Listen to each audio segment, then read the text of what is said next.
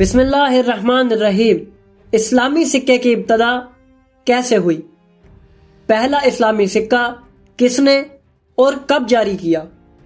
امام محمد باقر علیہ السلام نے کس طرح پہلی اسلامی کرنسی کا تصور دیا؟ ناظرین، اگر آپ انہی سب سوالوں کے جواب جاننا چاہتے ہیں تو جڑے رہیے ہمارے ساتھ اس ویڈیو میں۔ ناظرین، کتاب حیات الحیوان میں ایک دلچسپ تاریخی واقعہ درج ہے جسے آج کی ویڈیو میں ہم آپ کے سامنے بیان کریں گے، جس میں بتایا گیا ہے کہ کس طرح امام محمد باقر علیہ السلام نے بنو امیہ کی خلافت کے اندر مسلمانوں کی بہت بڑی مشکل آسان فرمائی اور کس طرح انہیں رومی سلطنت کی قید سے آزاد کیا، اور جانیں گے کہ کس طرح امام محمد باقر علیہ السلام نے اسلامی دنیا کا پہلا سکہ بنانے میں مسلمانوں کی مدد کی۔ ناظرین، واقعہ کچھ یوں ہے کہ ایک دن ہارون رشید اپنے دربار میں موجود تھا اور اس کے سامنے اشرفیوں کی تھیلیاں رکھی ہوئی تھیں، جس میں اس قدر سکے بھرے ہوئے تھے کہ وہ تھیلیاں پھٹی جا رہی تھی۔ لہٰذا بادشاہ نے حکم دیا کہ ان سکوں کو مخصوص لوگوں میں تقسیم کر دیا جائے۔ اس کے بعد ہارون رشید نے درباریوں سے پوچھا کہ کیا تم جانتے ہو کہ اس درہم و دینار کو سب سے پہلے کس نے بنایا؟ تو درباریوں نے کہا، جی حضور، یہ بادشاہ عبد الملک بن مروان کی ایجاد ہے۔ بادشاہ نے کہا، نہیں، تم نہیں جانتے کہ اس کی تاریخ کیا ہے۔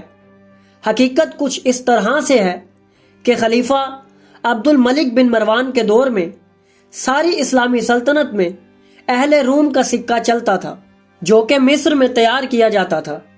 ساری اسلامی سلطنت میں اسی کے ذریعے تجارت کی جاتی تھی، لیکن سب سے بڑا مسئلہ یہ تھا کہ روم کے رہنے والے نصرانی مذہب سے تعلق رکھتے تھے اور وہ اپنے سکوں پر اپنے مذہب کی علامات لکھوایا کرتے تھے۔ ان کی علامت باپ، بیٹا اور روح القدس ہوتی تھی۔ یہ کام اسلام کے خلاف تھا اور مسلمان اسے ہرگز پسند نہیں کرتے تھے۔ حتیٰ کہ روم سے آنے والے برتنوں اور کپڑوں پر بھی ان کے مذہبی نشانات بنے ہوتے تھے، جو کہ مسلمان گھروں میں ناقابل قبول تھے۔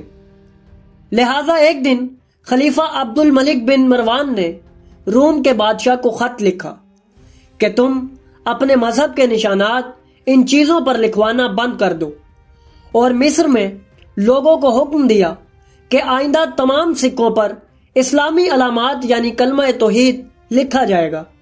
ناظرین، جب قیصر روم نے یہ خط پڑھا تو اس نے جواب میں کہا کہ میں ایسا ہرگز نہیں کر سکتا، چونکہ یہ سلسلہ ہمارے ہاں صدیوں سے جاری ہے اور اسے بند نہیں کیا جا سکتا۔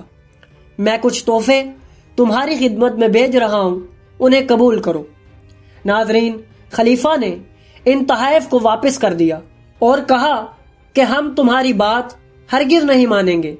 قیصر روم نے 2-3 مرتبہ خلیفہ کو سمجھانے کی کوشش کی، لیکن جب وہ نہیں مانا تو آخر کار قیصر روم نے دھمکی دی کہ اگر تم نے ہماری خلاف ورزی کی تو ہم آئندہ سکوں پر تمہارے نبی کی توہین کریں گے اور ان کی تصویر بنا کر نقش کریں گے۔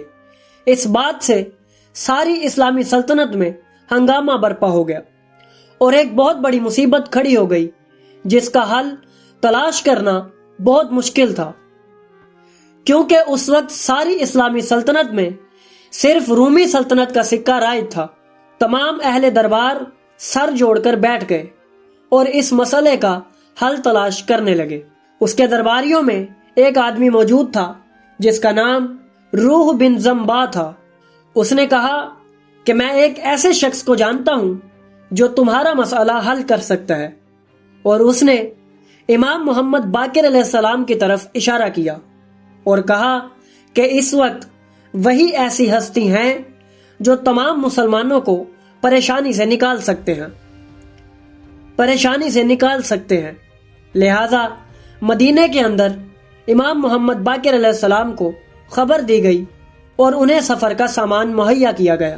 ناظرین، جب امام محمد باقر علیہ السلام تشریف لائے تمام اہل سلطنت کو جمع کیا اور فرمایا تم فکر مت کرو، اللہ تعالیٰ اس شخص کو کبھی فراموش نہیں کرے گا جس نے اس کے نبی کی توہین کی، اور فوراً کاریگر بلوائے گئے تاکہ نئے سکوں کا سانچہ تیار کیا جا سکے۔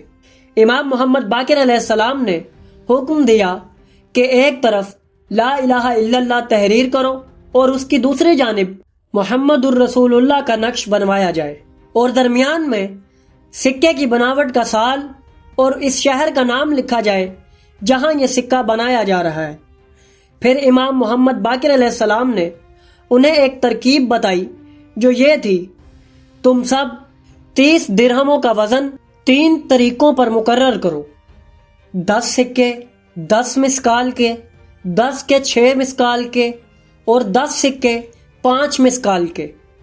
اس طرح یہ سکے 21 مسکال کے بن جائیں گے جو تقریباً 30 درہموں کے برابر ہوں گے۔ پھر ان کو 7 مسکال میں تقسیم کر دیا جائے اور ہر 7 کو شیشے کے ڈبوں میں پگھلا کر ڈال دیں تاکہ کمی اور زیادتی کا امکان ختم ہو جائے۔ اس طرح درہم کا وزن 10 مسکال کے برابر ہو جائے گا اور دینار کا وزن 7 مسکال کے برابر۔ ناظرین، چنانچہ یہ سارا کام امام محمد باقر علیہ السلام کے مشورے کے مطابق عبد الملک بن مروان نے کیا۔ اس کے بعد امام محمد باقر علیہ السلام نے تمام اسلامی ممالک میں لکھ کر بھیج دیا کہ آئندہ انہی سکوں کے ساتھ خرید و فروخت کی جائے گی اور تمام معاملات انجام پائیں گے، اور جو شخص بھی اس کی خلاف ورزی کرے گا اسے اس جرم میں سزا دی جائے گی، اور حکم دیا کہ جو سکے رومی سلطنت کے رائج ہیں انہیں جمع کر کے دارالسلطنت میں بھیج دیا جائے تاکہ انہیں اسلامی سکوں میں ڈھال دیا جائے۔ اس کے بعد کیسر روم کو خط لکھا گیا کہ تم جو کرنا چاہتے ہو وہ نہایت برا عمل ہے، ہم کسی بھی قسم کا فساد نہیں چاہتے۔ ناظرین، جب یہ خبر روم کے دربار پہنچی تو وہاں پر موجود درباریوں نے کیسر روم سے کہا کہ اب تمہیں ضرور ان کے نبی کی توہین کرنی چاہیے تاکہ ان مسلمانوں سے تم بدلہ لے سکو۔ کیسر روم نے ان سے کہا کہ میں نے تو فقط انہیں ڈرانے کے لیے یہ بات کہی تھی، لیکن اب وہ اپنا سکہ بنا چکے ہیں، لہٰذا میں ایسا نہیں کر سکتا۔ ناظرین، اس طرح شاہ روم کا کوئی زور نہ چل سکا اور وہی کچھ ہوا جو امام محمد باقر علیہ السلام نے مشورہ دیا تھا۔ ناظرین، کتاب حیات الحیوان کے اندر لکھا ہے کہ یہ قصہ بیان کرنے کے بعد ہارون رشید نے اپنے ہاتھ میں موجود درہم اپنے درباریوں کی طرف اچھالے۔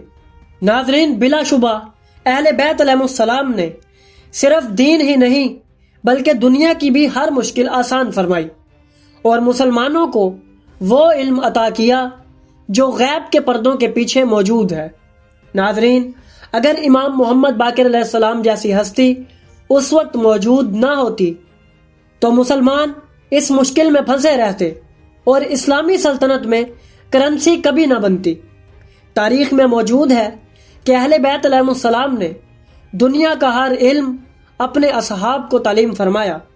ناظرین، ہم اپنے چینل پر اسی طرح کی دلچسپ ویڈیوز اپلوڈ کرتے رہیں گے، تو اگر آپ کو ہماری یہ کاوش پسند آئی تو ہماری ویڈیو کو لائک کریں، ہمارے چینل کو سبسکرائب کریں اور بیل آئیکن کو بھی دبا دیں تاکہ آپ کو ہماری آنے والی مزید ویڈیوز ملتی رہیں اور آپ علم سے مستفید ہوتے رہیں۔